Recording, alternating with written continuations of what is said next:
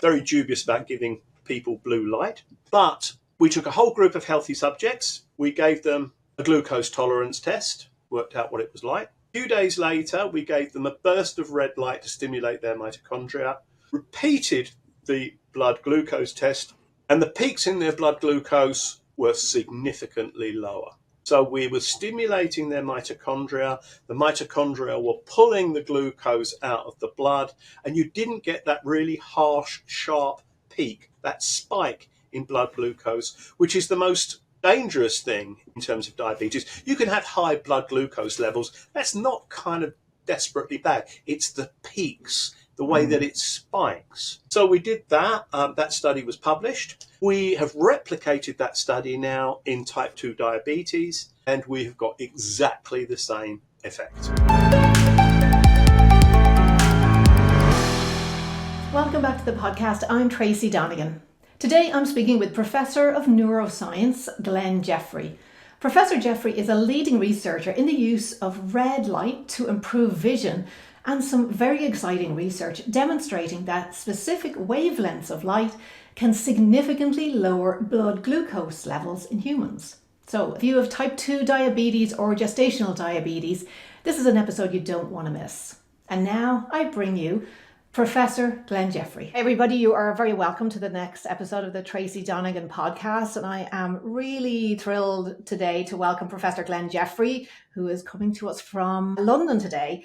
And I've been following Professor Jeffrey's work now for about a year, as many of you will have gone down these several rabbit holes when it comes to learning about light and its effect on biology and this new science really of, well, not really new, but it's having a moment or starting to have a moment of photobiomodulation and using kind of an artificial way of bringing light into our homes for health reasons. So my interest really in chatting to Professor Jeffrey today is really coming to it from a midwifery standpoint, because we recognize that pregnancy, just getting pregnant, becoming pregnant and holding on to a pregnancy takes a huge amount of, there's a huge metabolic burden on the body. So I want to understand, okay, so we're seeing all this great science out here. There's very little that's actually being done on pregnant women because of ethics, and maybe, Professor Jeffrey, you can talk a little bit about it, because I know you're doing some work with really young kids and older adults. So maybe we can find a way to do some of this work on pregnant moms as well. So welcome, and thank you so much for being so generous with your time today. I've just followed your work, and I've listened to so many interviews, and I'm kind of fangirling here. So thank you for joining me. Well, let's hope you can find something better to do with your time in the future. But yeah, would you tell us a little bit about, I guess, kind of like the beginning of, like, what are mitochondria, first of all, and why are they so important just for daily living, getting out of bed in the morning? Okay, so mitochondria provide the vast majority of energy that your body needs. So I use the analogy. I say, where does the energy come from to kick your legs out of bed in the morning, to go down the stairs, drive your muscles, keep your thought processes going? It all comes from mitochondria. They're absolutely fundamental. Mitochondria determine how much energy you've got. They determine when you're going to die. They regulate lifespan. They're absolutely crucial. Now, there are many diseases that have a primary basis in mitochondria. I mean, a classic one is Parkinson's disease, where mitochondria fail in a particular part of the body. But mitochondria are implicated in a vast range of diseases, either as a primary driver or as a secondary factor. When you've got flu, your mitochondria are not happy.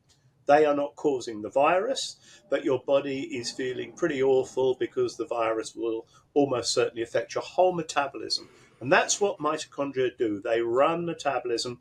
They take the sugars from your blood, they churn them around, and they turn them into something which is called ATP, which is the energy the body runs on. So I like to use the term battery because they've got a charge on them, like a battery. Like a battery in your car, they run down with age. And as they run down with age, they tend to produce kind of rather inflammatory acid, which we call reactive oxygen species. And the thing I love about them is they're very sensitive to light. Brilliant. So every process in the body needs mitochondria. So are there different parts of the body where the mitochondria would be more dense, or areas that we should be paying more attention to, or how does that work? Okay, so wherever you need the most energy, you will find mitochondria are playing a very important role. Now, I got into this area of research because the part of your body that uses more energy than anything else is your retina. Not very obvious. You probably think it's cardiac muscle or something like that, but no, it's the retina, because your retina, as you go from a bright room to a dark room, has got to make enormous changes very, very quickly, and that consumes a lot of energy. So your liver, your heart, your brain, they use a lot of mitochondria. Muscles use a lot of mitochondria. When your mitochondria can't keep up with you, they tell you about it, and that's so. For instance, if you go for a long run and your muscles start hurting, that's because your mitochondria aren't working very well, and they're calling on a very inefficient way of giving you energy, which is called glycolysis. But basically, if you've got a bit of your body that really isn't metabolically very active, to some extent bone, you won't find many mitochondria. Okay, so I'm just as always, when I have started talking to people about this, and like my brain goes off in 20 different directions. So I'm automatically, as a midwife, I'm automatically thinking, okay, so in labor, that the uterus is that muscle that's working really hard in labor, and we have lactic acid and we have pain, and so let's just take out the ethical part of it. Do you think that there's a place, maybe, if we weren't concerned about ethics, for helping boost the mitochondria in labor by using light? Let's take it back one stage before. The process of development consumes enormous amounts of energy, a large amount of energy. And we know that the wavelengths of light that mitochondria like are the long ones, the deep, deep red ones. We know now that they pass through your body. They've got an incredible ability to penetrate. So before we get to labour, it's probably very, very important that pregnant women experience daylight. We know as your pregnancy develops, the skin becomes thinner. It becomes a lot more transparent to light. And that means that the fetus that's developing and consuming enormous amounts of energy is bathed in a light that's suitable for its mitochondria and to promote them. Now, when you think about the uterus and what's going on, I think mitochondria are terribly important. But mitochondria here are terribly important for a short time window. Okay, they've got to perform a specific job. Well, you can argue sometimes that job can go on over days. Now there is no data that I've come across that I think is reliable that says exposing your mitochondria at that stage is beneficial. But if I had to make a bet on it, I would probably be sitting here saying, yeah, I think it probably is. But it's not been done. There are so many cases where we've not made that transition clinically. So firstly, the one that we all discussed originally was if you have a heart attack and your heart becomes ischemic, it doesn't have enough oxygen. Mitochondria suffer in that situation very badly. Why don't we give them a burst of red light? The red light will go through the chest wall, and red light will increase the efficiency of energy production under difficult circumstances. So I think there's a few people in emergency medicine who are just beginning to listen to that. I'm unsure about the midwife community. You are the first person that's contacted me on that particular point, but I'm minded to take it seriously. There was one study that was from Iran, and then another study that was done in Brazil, but there was a lot of confounders that you couldn't really. It looked like it was promising, but then it was like, it wasn't completely Yeah. kind of airtight, you know. So, and I think as well, I think because it's one of these things where we have to find someone who's interested in funding something like this, and I guess labouring women aren't really that important, you know, in the big scheme of things. But interesting, like so because I've like over the last year, the more I've learned, the more I'm, you know, my husband and I've had this conversation about, okay, so if I ever have a stroke or something seriously going on, we need to get the light and make sure you're getting the light on me, you know, in my head or whatever. And it's because it's not going to do any harm. Or if I had a heart attack, that we're getting light on the chest and that. And when you say the red light, we're talking about like 660, 670 is kind of that Yeah, the so most studied. we're talking about 660 upwards. Now, if you the longer the wavelength, the greater the penetration through the body. So I can stand. This is something we've just finished now, and we're writing up. We took people and we stood them in sunlight, and we put a radiometer on their backs, so we could measure the light coming through their body. Now, the light that came through their body was really prominently around 800, because that penetrates really deeply. Okay, so we measured 800. Not a lot that came through, but that's really important because that means that most of it's been dumped in the body and can assist in physiological function. We're only measuring 0.001% coming out the back. So that was 850 nanometers. So then we took people and we gave them 850 nanometers in a controlled experimental situation, and we improved vision, as we've done with 670. Now, the big advantage of 850 is you can't see it. Now, if I want to improve your vision, I don't want you walking into a room that's flooded with red light. That's going to annoy you. So we now are developing technologies that use much longer wavelengths, that penetrate the body a lot deeper, that are safe because they're basically in sunlight, and are highly effective. So anything, should we say, north of 660 is going to be good. I think it kind of tends to stop around 950, and that's because if you give those super long wavelengths, they tend to be absorbed by water rather than biology. But no, you know, it's still something we haven't done. And no one's very carefully compared the efficacy of these different wavelengths when they've matched them for energy and done a tight experiment. The tight experiments in this subject are not good, and the academic community knows it, and the consequence is it's dismissed. Now, there was a great study done during COVID in Brazil.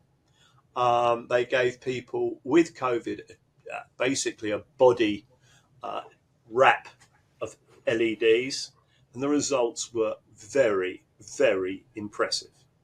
But it came from Brazil. It didn't come from Germany or Britain or America, so that's a good reason to dismiss it. It only had a relatively small number of people in it. They dismissed it. So I contacted a London teaching hospital that was overrun with COVID, and they didn't know whether they're coming or going. And of course, it was a difficult time for them. But I made this suggestion, and I was really kind of dismissed out of hand. Now, that was quite a few years ago. The story's changed. The story has changed quite markedly. So there are strong elements within the National Health Service that are paying attention to lighting in hospitals. Do we have red light in lighting? No, we don't. So with the Bartlett School of Architecture here at UCL, I've got people into hospitals, I've got them measuring the light, and I've got them saying to people, this isn't good. Now, included in those hospitals is Moorfields Eye Hospital, the basement of which is outpatients, medical retina, is appalling. In fact, one of the architects came in and said, who Swedish, she said, we wouldn't be allowed to use this in a prison. So, you know, times are changing. They're changing for the better. It's no longer completely mystical, but we're not moving it in the way that we probably should in a wide range of domains.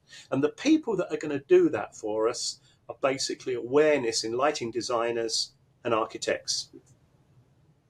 Yeah, that's quite amazing. Like for you know, a specialist area in kind of in eye health, and the lighting is probably, you know, undoing a lot of the work Yeah, that's actually, complete, yeah, that's, complete. and like, yeah, and hospitals being, you know, thinking you're going to a place that's, you know, about health, and yeah, that's changed over the years as well, because I'm thinking of like pregnant women who are, you know, in hospital maybe for 3 or 4 days under this, all of this artificial light. And I really, I wanted to hear about the work that you've done on this area around blue light, and what you were seeing with the red light and glucose, because metabolically we look at some of the challenges that women will have during pregnancy. Gestational diabetes is a big one. And I know that you've done some work there with not just gestational diabetes, but with healthy subjects and with type 2 diabetics. So I'd love to hear your thoughts about, is this something that somebody who was dealing with gestational diabetes or was about to go for her glucose tolerance check and she's doing all the right things anyway, is this something that women should look at, or should they just be getting out and getting sun on their back? Well, the first thing is the underlying statement for every question you're going to ask me is go outside. You know, go outside, Yeah. get sunlight. Okay, so we were interested in blood glucose simply because blood glucose is the petrol that mitochondria use. And as you know very well, your blood glucose does this over the day. It goes up and down, up and down.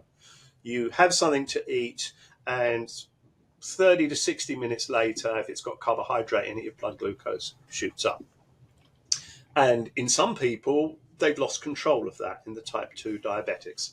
So the first experiment that we did, which I loved and has been lost, sunk out there somewhere, is we took some bumblebees and we made them diabetic. And then we gave some of them blue light and we gave some of them red light. Well, giving them red light stimulated their mitochondria. So the mitochondria were working harder and they took the glucose out of the blood. They had something called hemolymph, which is like blood. We gave them blue light and their blood glucose levels went up. So that was the proof of principle. So very dubious about giving people blue light. But we took a whole group of healthy subjects. We gave them a glucose tolerance test, worked out what it was like. A few days later, we gave them a burst of red light to stimulate their mitochondria, repeated the blood glucose test, and the peaks in their blood glucose were significantly lower.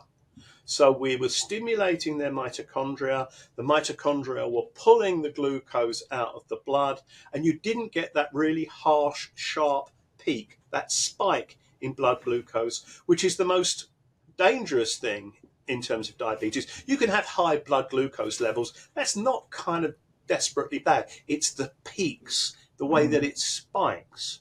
So we did that. That study was published. We have replicated that study now in type 2 diabetes, and we have got exactly the same effect. You know, absolutely exactly the same effect. Now, why, you know, playing around with red and blue light?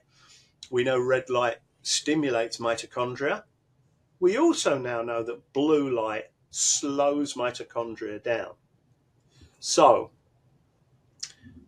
could it be the case that our modern lighting, LED lighting, which although you may be unaware of it, is very, very blue rich, could that be a negative influence on human blood glucose within the built environment?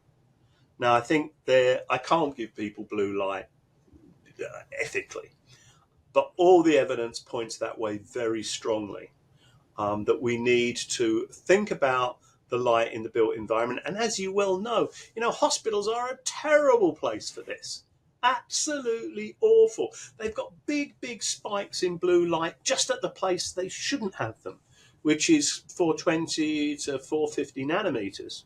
Now, interestingly, in relation to this, another study which has got lost and forgotten, but a very sharp study that was done by the University of Surrey, showed that if you took people and you put them under 450 nanometers, a big element in LED lighting, when you turn the light on, almost instantly, you get a drop in blood pressure. Quite significant. Now, to compensate for that, you get an increase in heart rate. So systemic physiology, apart from blood glucose, is changing quite markedly to the elements, the spectral elements that we have in modern lighting.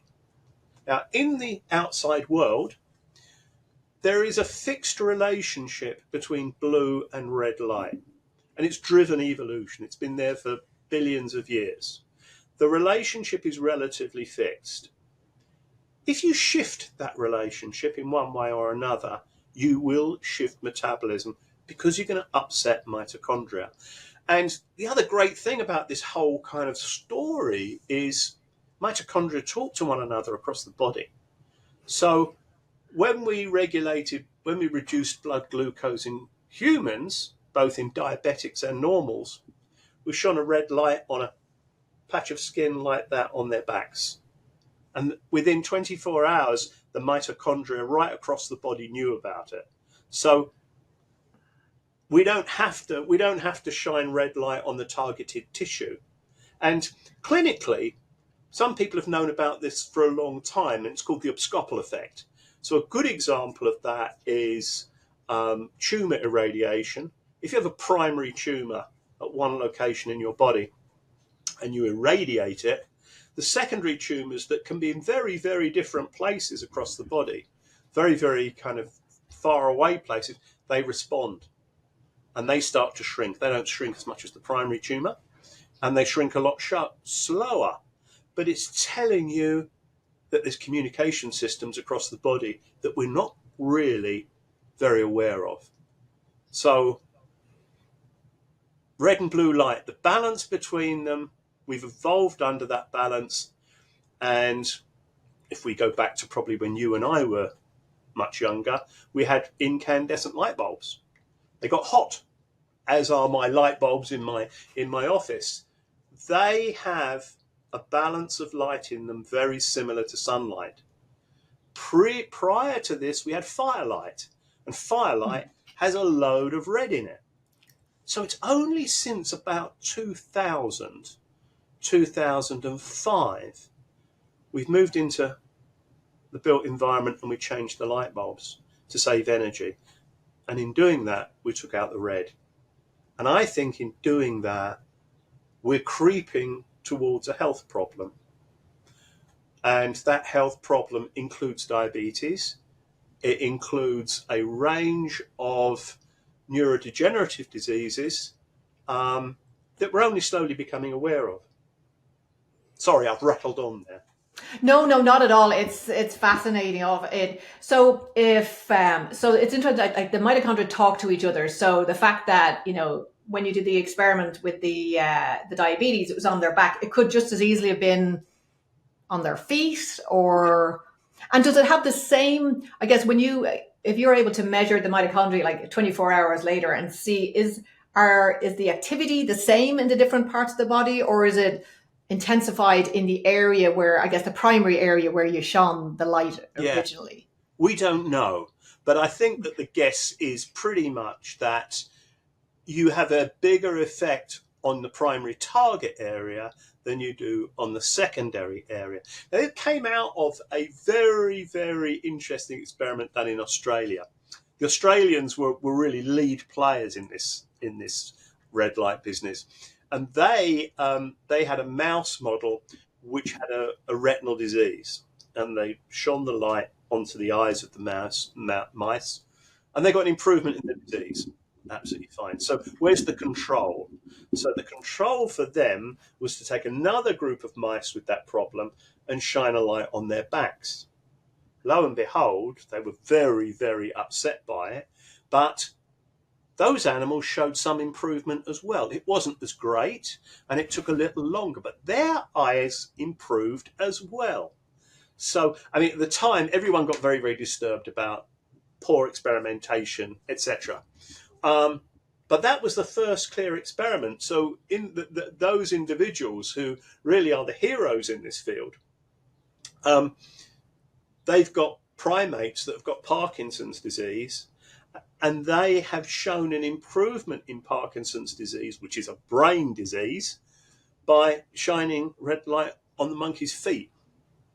Now, people are quite resistant to that, but many of us know the people that did that, and they're super hard-nosed scientists who have taken a lot of stick for this, but people are listening now. People are listening. So wouldn't it be great, first of all, if we made our lighting in our built environment the same as daylight? It's going to cost you a bit more. You're going to burn more energy that is not being turned into light. It's being turned into heat.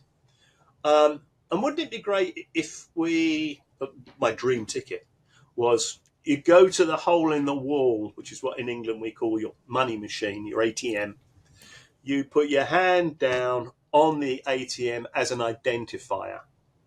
It uses red light to identify you by your hand. You get a burst of red light at the same time while your money is coming out of the wall. We joked about that 10 years ago. It's not a joke anymore. It's technically feasible. And then for the big spenders like me, there should probably be a blue one as well that stops you taking out. So based on what your balance is, like you might be, and it'll give you a little zap at the same time, Yeah. So for seeing, you mentioned the systemic effect. So we're seeing the systemic effect with the red light. So are we seeing the same kind of systemic effect with the blue light? Like it's staying in the body as much as the red, or do we know? We don't know, because I think many of us are very nervous about doing those blue experiments. I would think it does. One of the early people to come up with this idea of mitochondrial communication did it in a scientific model, which is a worm. Now, anything you find in a worm, you find in a fly, you find in a fly, you find in a mouse, you find in a human. This is highly conserved. And what this lab did was they upset the mitochondria in one part of the worm, one organ in the worm. And they then noticed 24 hours later that the mitochondria in other organs of the body, of the worm, took on a highly protective stance. It's like they closed the door, they became very, very protective, and they reduced their function. So the answer to that is almost certainly yes, but no one's done it on a human to find out. So the people that had blue light and they had a change in their heart and their blood pressure, that was response to a light over a large proportion of the body. And they cannulated the subject, so they only really had as metrics blood pressure and heart rate. I bet it is. I mean, there's a symmetry in the positive and negative effects of short and long wavelength light. The mechanism is different, but the outcome, I think, is symmetric. Yeah, which is kind of scary, because you keep saying about how nervous you would be to put somebody under blue light, and yet it's just, this is what we live in, and nobody questions the fact that, I spoke to Scott Zimmerman there recently as well, and again the same, like, just get outside, just get out and get the sunlight and stop sitting under these lights. I usually work outdoors now, since I've learned all of this. I have to do my podcasts inside, but I guess the science is there, and but isn't it a huge, or it will be a potential litigation factor for people who work under these lights all day? If, like, the scientists are saying, we wouldn't put anyone under those lights all day, and yet you work in the bank or wherever you work, and it's you've got it. So when I first started talking to architects, I grabbed their attention, because I actually said to them, you may be putting up buildings and designing lighting in buildings which will undermine people's physiology, and there might be a comeback for that, and that comeback is litigation. I think they were drifting in my direction anyway, but they drifted in my direction a lot quicker when they started to hear that. Now, we've been fortunate to have some architects, lighting engineers, who have been refurbishing buildings, And that refurbishment has been stripping out the lighting, putting new lighting in. And we've had some very interesting comments from people that work in those buildings. Many of them were reporting, periodic headaches, visual stress. I don't know what visual stress is. I've got no idea what its definition is really, but people are saying, I'm unhappy. My eyes feel heavy, I get headaches, etc. And these were buildings with strip lighting and LED lighting, so big blue content in both. The complaints have gone down very significantly since the lighting's been changed.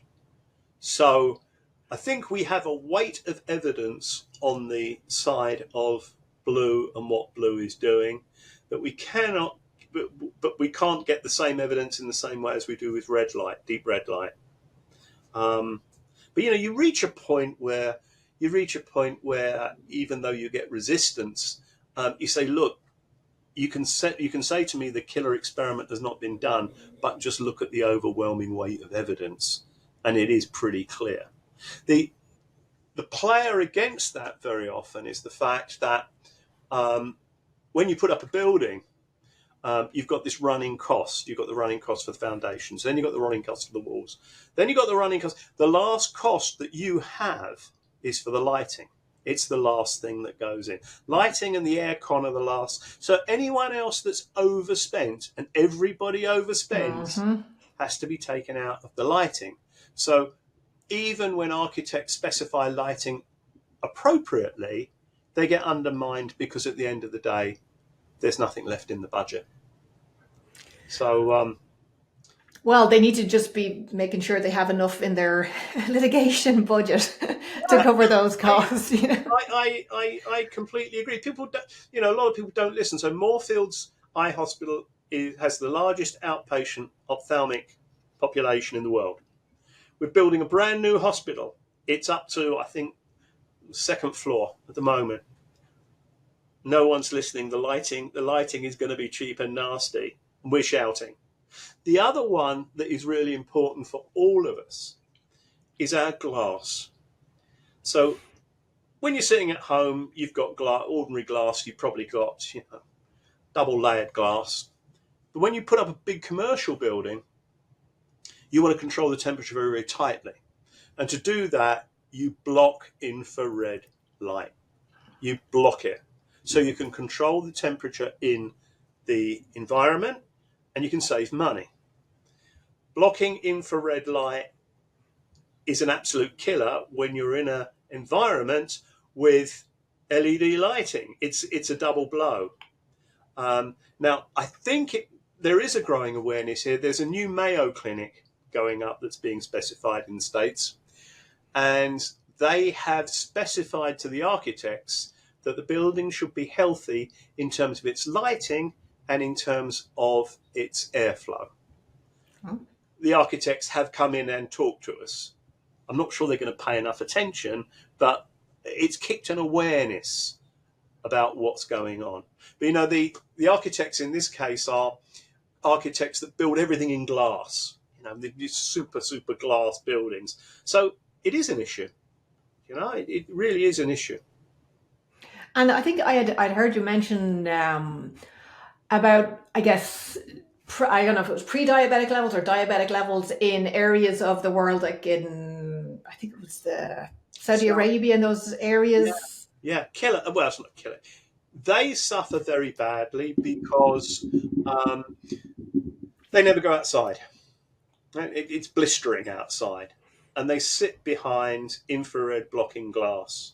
So diabetes in the Arabic Peninsula is at very high levels. Now, okay, they may have a sweet tooth and lots of other things, but again, it's about adding up all the evidence. We know on a very large population-based study that individuals that spend more time outside have got much better regulation over their insulin than people that spend all their time inside. Let's pay attention to all these streams that are coming towards us. Each one doesn't have a killer experiment, but the evidence is pretty strong.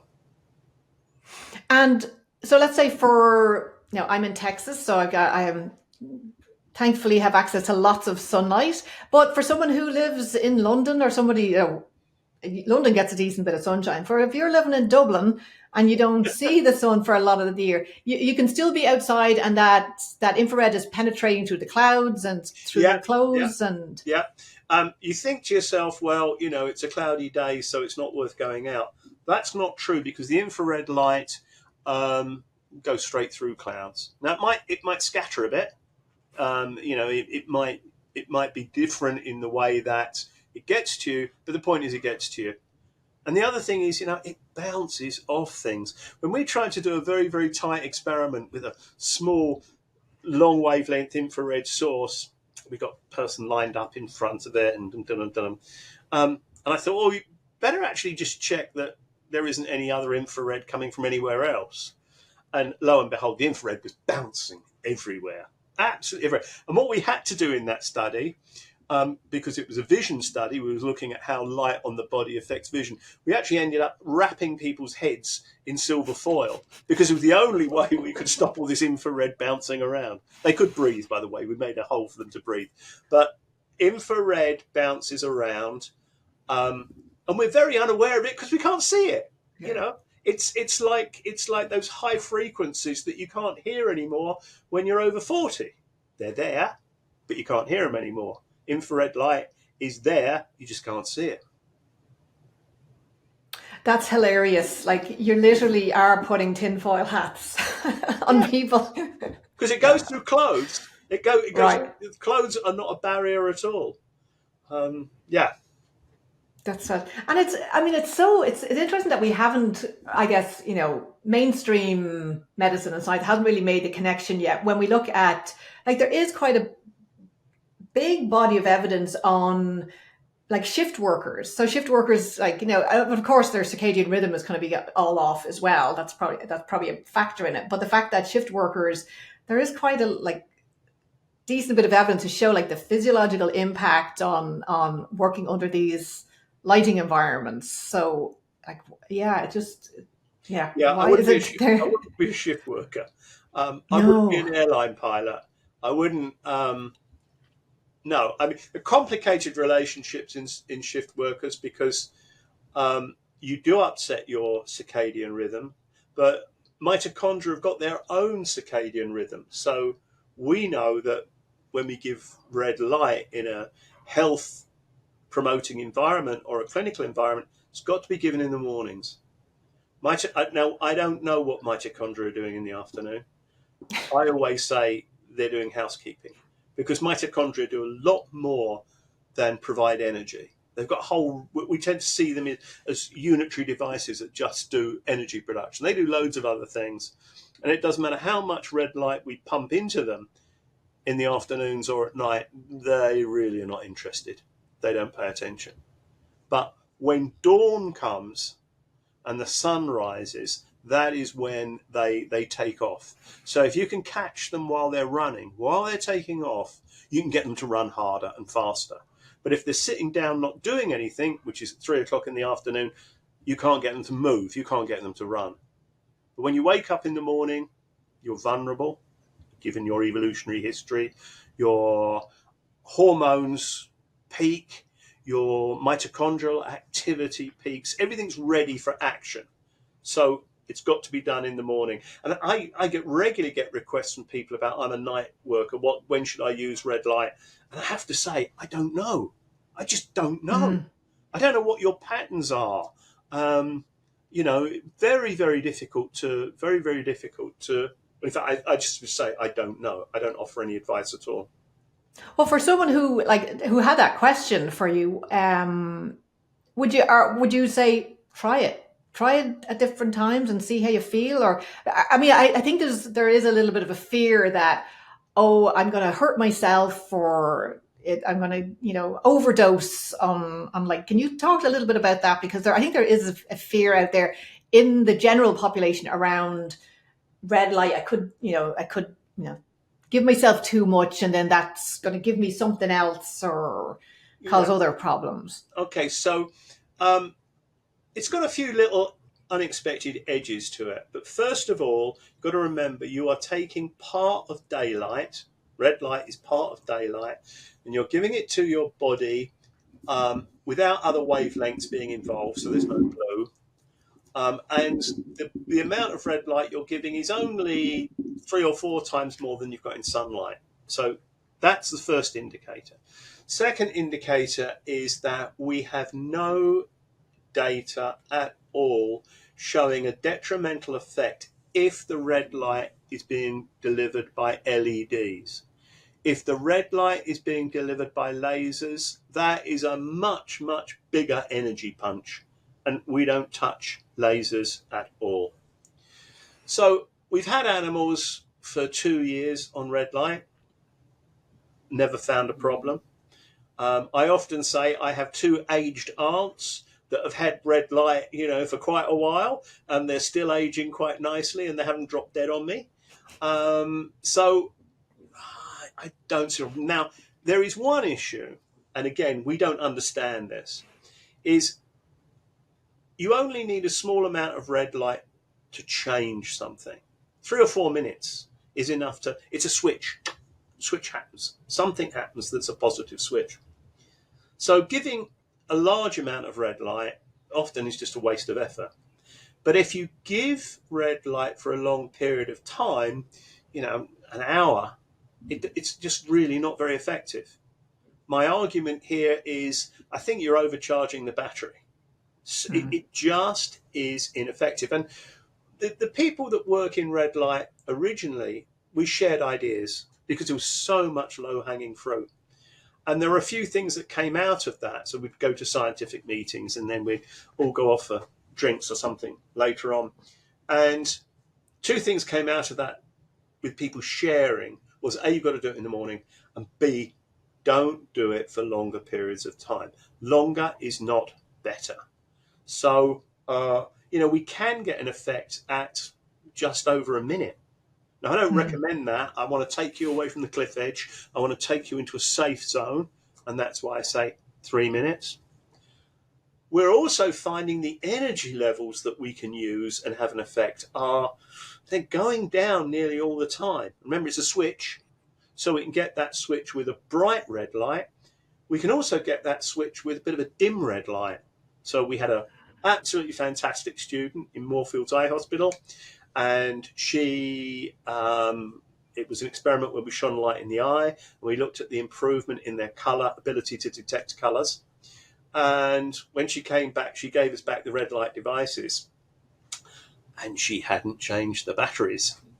And the consequence of that was instead of giving, 15 to 20 milliwatts per centimetre squared, she was giving 1.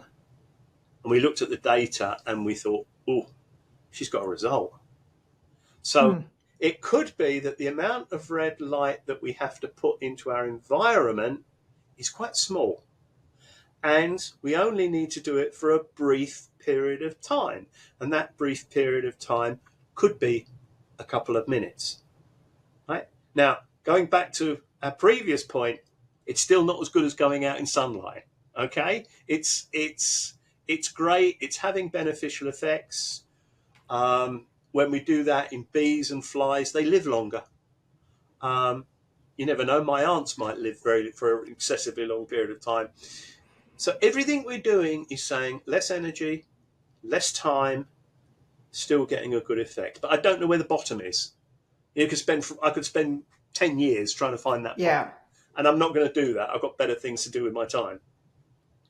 Yeah, and it's just interesting, like kind of watching the red light device space, and everyone is looking for something that is like the next one up that can deliver 10 times more power. And no, I don't want it. But we want enough to trip that switch. Yeah. But we don't know we know what that switch is, or we don't know what that level is. But it seems like a low level is working really well. Yeah, so there's a lighting engineer in the UK, and what she's doing is she's producing something that really is literally the size of a credit card, but thicker. And she's paying attention to how much energy you need and how much, how long a period of time. And she's going, well, Glenn, I don't need these big devices. And I went, no. I said, my target is that you have a device that is yours and you put in your pocket. My dream ticket is that you have a device that's disposable. Just throw it away. So, and the basis of that, I've quoted this many times, is we had a charming older lady that we wanted to put into a clinical trial. And she came along and I had to say to her, I'm sorry, because of certain prevailing conditions that you have, they're not killers, but you've got these conditions, I can't include you in this trial. She was a bit annoyed. And she came back maybe 3 weeks or a month later and asked to see me. And she took out a red LED and a Duracell battery. She joined them with her fingers and she stuck it in front of her eye. And she said, will it work? I was horrified, absolutely horrified. So one of my postdocs took it away to test it while we had a cup of tea. And she came back and said, yeah, that'll work. So you don't need high technology. You don't need a vast amount of light. You don't need a vast amount of energy. You've got to get your timing right. And you've got to exclude other wavelengths of light. But you don't need these devices that some companies are turning out, these beasts. Okay. Now, maybe if you're running a big football club, you might want to have big lights all over the place when your players come off the field, when their muscles are all a little bit stretched and tense, because those players are worth a fortune. But for most of the time, for you and me, we don't need that. We just don't need that at all. It's overhyping it. Yeah, and I think it plays on that idea of like with double the amount, we'll get a quicker effect and we'll get better sooner, or whatever that effect is you're looking for. That doesn't work. It really, and there are some things the medical profession find it hard to take on board. They find it hard to take on board the fact that there's an interaction between light and the body that doesn't go through the eyes. They find it very, very hard to understand a relationship between cells and light. And, they just don't get the idea of a switch. If you wake up, you've got a headache, 2 paracetamol's better than 1. Don't take 5 because your liver will pack up. But, there is that everything has to have a dose response curve. Sometimes there isn't a dose response curve. Something happens, you do something, and it's a switch. But there are not that many switches in the body. A lot of things are dose responses. But we'll get there. Yeah, it's I guess coming from kind of that midwifery perspective of, like, I've seen, I don't know if you'd come across this, somebody had developed a set of blue light glasses, not blue block, but lights that would flash blue lights into women's eyes who were in preterm labor. But do they need even, and to see, like, it would slow down the pattern of light, because I guess it's suppressing their melatonin. So, so is that, so it's getting through the eyes. Is blue light, we're picking up blue light through our skin as well? Yes. Not just the eyes. Yes. So if people are, because I think as well, like, go get the blue blockers and everything. But if you still have blue lights on around, or screens, I think even though your eyes might be protected somewhat, your skin is still sensing there's blue light here. And well, the mitochondria, it's affecting the mitochondria, it's slowing them down. Now, I'm not sure how much blue screens are players in this. A major computing company was very interested in that. They talked to us. We talked about modifying the blue, but then sales said, no, that's going to affect the price. We're not doing that. Our lab has spent ages sitting in front of blue monitors and then testing our vision, and it really hasn't done anything particularly significant. I think it's all about the blue in the screen is actually not spot on the danger point. It's actually a little bit longer wavelength than the really dangerous 420 to 50 maybe. Although really new very upmarket televisions do push that out. But we've spent ages sitting in front of screens and our vision has not deteriorated. That was an unexpected. But that's what it is. That is what the data is. And we've talked to other people who've done experiments, and they come up with similar comments. The trouble is with those experiments is they're very often not published because they don't have a result. It's just open. It didn't work. Well, unfortunately, that's the way it is.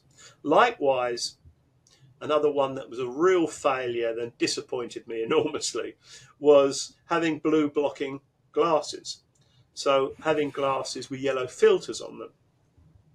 So we all went around for a week, with bits of yellow tape over our glasses. Everybody, of course, in the hospital and the institute thought had no idea what we were doing. And put it this way, some people have got yellow glasses to look cool. We were not looking cool. Right. And those mad scientists over there with their tinfoil hats, literally. It had almost no effect. I don't understand why. And actually, there was even a radio program in the UK about whether blue blocking glasses work. And it was a radio program, it wasn't a study. But they came to a very similar conclusion that it should work, but somehow it doesn't. But there's so much we don't know about the interaction of light and mitochondria. There's so much that, we're lucky to have got as far as we have. Yes. When you think of we've been on this planet, 3 billion years or so, and we introduced this light, and then and now we're in this crisis, especially here in the US, this huge health crisis of metabolic health issues. Yeah. That have just crept up. But you have an additional problem, which is, I think either now or very shortly, it will be illegal to have incandescent light bulbs. Now, I can still buy incandescent light bulbs off Amazon, and my home is full of them. My office is full of them. My students' offices are full of them. We haven't got to the point of blocking them yet. But I think that will probably come. And in that respect, we've got a bit of a hero in Scott Zimmerman, because Scott Zimmerman, as you know or may know, has his light bulb, which is an LED light bulb, and then he's put a little filament in it that generates infrared light. But he runs it at such a low voltage, the bulb is never going to blow. Now, that is an that is a really smart, interesting way forward. Just to put a little filament in it. Whether it will catch on or not, I mean, I keep singing its praises. I don't know if it'll catch on.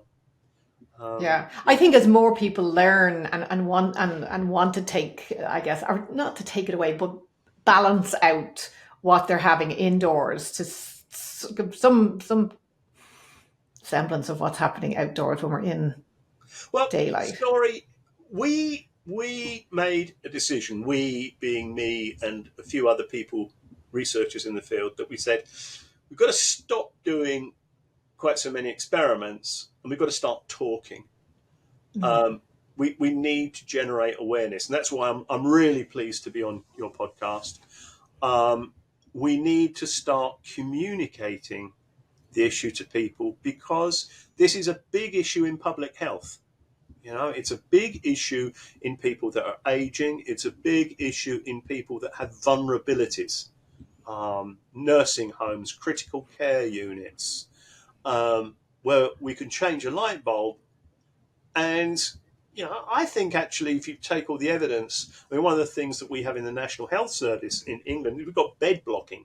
We've got lots of people that are in hospital, which we really should be moving on. I think we can make a difference for almost zero cost for changing the light bulbs. Yeah. It's so it's so simple. Yeah. It's almost too simple, It's I think everyone's. That's it. Yeah, I think that's I came along and said, I've got this new antibody that costs a vast amounts of money that will cure a very, very rare disease. I'd get takers. I'd get financial backers. But you can't patent a wavelength of light. Major drug companies don't like really what we're doing. So, it's a real uphill struggle. Yeah, I could see like there's so many applications like because my head is usually buried in the midwifery part of it, but for nursing homes and actually when I've been looking at some papers around the use of when we have sick babies in the NICU and it's all artificial light. And then of course we have it's a different situation, but we have babies with jaundice that babies they're put under the billy blanket. And now I know there hasn't been long term showing that as any harm, but I do wonder if that intensity of blue light on a very vulnerable baby, I don't know what the alternative would be, but maybe balancing that blue light out with some red might be a good idea. But who wants to do that experiment as well? I mean, my youngest son was in that category, and I went in to see him, and there he was, bottom stuck up under an intense blue light. I mean, there was a very, very obvious, clear clinical reason for it. I wonder if it could have been balanced, though, because you could have actually put a red light in there as well. It wouldn't have changed the scenario. But we're never going to get around to that. We're never going to get around to, probably not in my lifetime, that clinical investigation. Not unless there's a major change in awareness. Did you have you come across that study in, I think it was in Australia, looking at retinopathy of the preterm baby, where they used the red light? Are you familiar with that study? Yeah, I am. Again, it bounces back to the fact that the Australians are really, I would say probably were the world leaders in this. And there was a real centre of gravity in Australia, both in Perth and in Sydney, Canberra here. And that came out of that nexus. It came out of that group. And they did something. I mean, the first thing they did was they gave a lot of red light to neonates, and they showed it was safe. Nothing happened. Yeah. Right? So that was a really, it was an important idea. There is a very good rationale for premature retinopathy, and that is that we know that one of the things that red light will do is it will help you through hypoxia. Okay, so the problems with premature babies is because their lungs are not properly developed, so you've got this tendency to give them oxygen so that they survive. The downside of that is too much oxygen's getting into them and it destroys the peripheral retina. So cell death. Red mitochondria control cell death. When mitochondria put their hand up, they put their hand up and say, "Time to die. I'm really unhappy." If you can carry some of them through, it may be the case that you don't lose as much peripheral retina as you would do just giving them oxygen and no red light. You never know, if you put them into a proper environment with incandescent light bulbs, you may gain something anyway. So I think that study and that whole area has not had the attention that it should have had. Again, we're very, very cautious over kids, always, and we should be. But that deserves a lot more attention. Definitely a lot more attention. Yeah, when I read the study, I think I'd read the pilot and then I looked at the bigger study and I'm like, why didn't it work? And I'm like, okay, did they control for the other light that was on in the room, or was it just too far away? And because it's a big part of, and for parents with babies in NICU, if there's a way we can get these babies home sooner. And because I did see a paper on circadian rhythm when they started to use kind of circadian lighting, that these babies were feeding better, and of course they're putting on weight faster and they're out of the NICU quicker, which in Europe is a good thing. In the US, I wonder, because the NICU is kind of a cash cow, because it's a for-profit when we look at healthcare here in the US. And when I'm, sometimes with clients and I hear of friends that work in NICU saying a lot of the babies that are in NICU are full-term healthy, well babies, but they're just there for observation, which ratchets up your bill, the bill that's going to the insurance, significantly. They call twin babies here. They call them $1 million babies because they're going to make a lot of money on if those babies are premature, which they're more likely to be. Yeah, So it's sad, but throughout the world, there is no economic incentive for the sorts of things we're doing. Another sideline that actually is really important in relation to kids, where again we use light in a preventative sense, is we have an explosion about to happen with myopia. That explosion has already happened in the Far East. So with children that develop myopia, the eye grows longer, the retina gets stretched, and then as they reach their middle years, the retina very often tears or it just degenerates. So you have a form of macular degeneration that comes out of myopia. I mean, these are people who have got lenses of 10, 12, plus 10, plus 12. Now, a study in China has actually shown that if you give these kids red light, the eye stops growing or doesn't grow abnormally. Now, I don't know the reason for this, and I backed away from it. Because if I don't have a rationale, I don't see where mitochondria are coming in here. But because kids are spending so much time inside under abnormal lighting, because they're doing lots and lots of close work, which also drives myopia, we have a problem. That problem in Western Europe is not going to happen, that explosion will happen in 15, 20 years' time. So it will not be the responsibility of any politician who is in office at the moment or any health minister.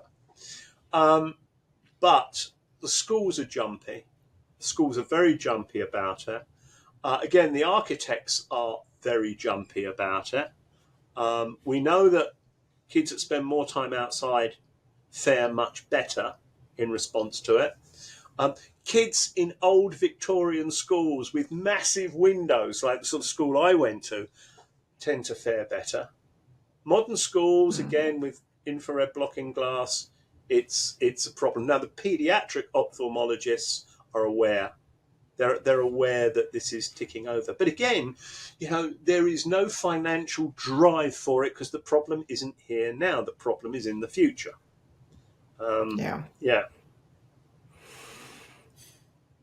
Yeah, get outside. That's the Yeah. just go get some sunlight or daylight.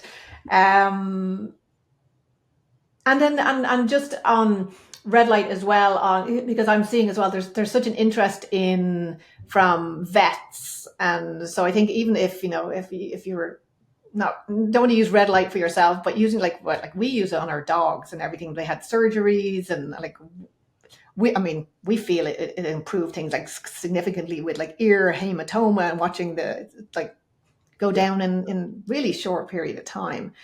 And I think I'd heard you mention, the fact that, anyone who's involved in breeding racehorses or, because that's like a huge financial undertaking. And if you have a horse that isn't, that's limping or whatever, has a problem, that they're all using the red light. So they see that. Yeah. My first real experience of passively paying some attention to red light was Royal Vet School in London. They've got a big establishment outside London, and they were using red light on a horse on its leg muscles. And I just said, why? And they said, well, we don't really know, but it does tend to improve muscle damage. And when you've got a horse that's worth a fortune, you can't afford to have it standing round or limping. And that was my first experience of it. And my brain cells didn't kick in.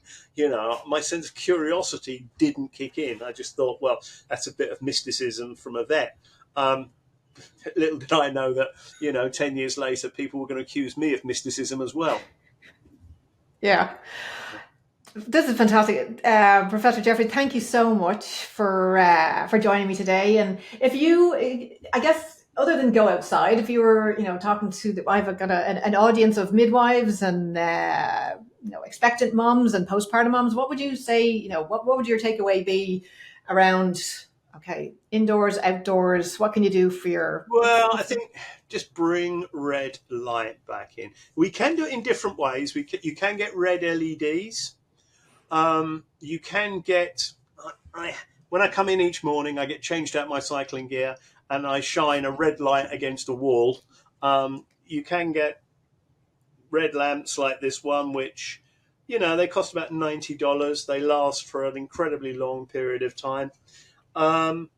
Just make sure that if you can't get outside, you can't cure the problem that you get the patch. You get something that just gives you that little artificial push to improve your mitochondrial function. I can't think of anything else we can do. It's just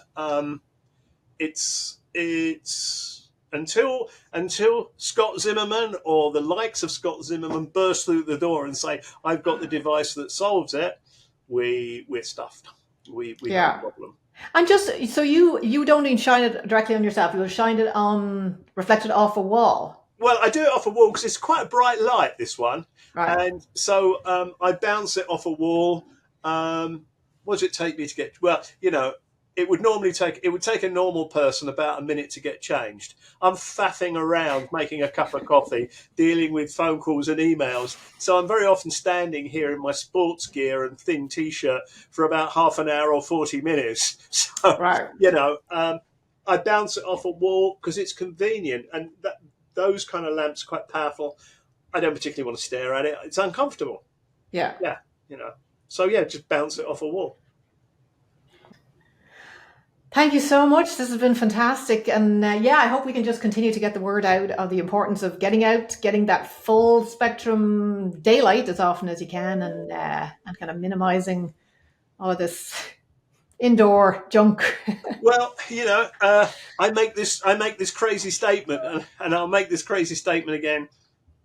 I do tend to answer people's emails. Okay, it ruins my Sundays. But if we've got an important issue, and I think the area that you're in is a very important area, we need to talk about it. We really do need to talk about it and know its limits. So I'm here. Great. Sadly, I'm easy to find. Be careful what you wish for now. You're getting a torrent of emails from me because of all of these different connections I've made now during this interview. But I really appreciate your time. It's been a pleasure, and I look forward to chatting to you again soon. And I'm sure there's all kinds of fascinating studies that you're working on that I want to hear about that will hopefully be relevant to the new generation that we're bringing into the world. Yeah, great. Look, I've appreciated it. You're helping me spread the word. That's what I want. And it's not me. It's my colleagues. I don't particularly care if it comes from my lab. All I care about is it gets out there. The word is out. Yeah. Public health. It's a big deal. Yeah. Thank you so much. This is wonderful. Nice to talk to you, Tracy. You too. Okay. Thank you so much for tuning into today's episode. Remember, empowerment begins with knowledge. If you enjoyed our time together and want more content like this, don't forget to like, subscribe, and share with your friends. So stay inspired, stay informed, and until next time, take care of yourself.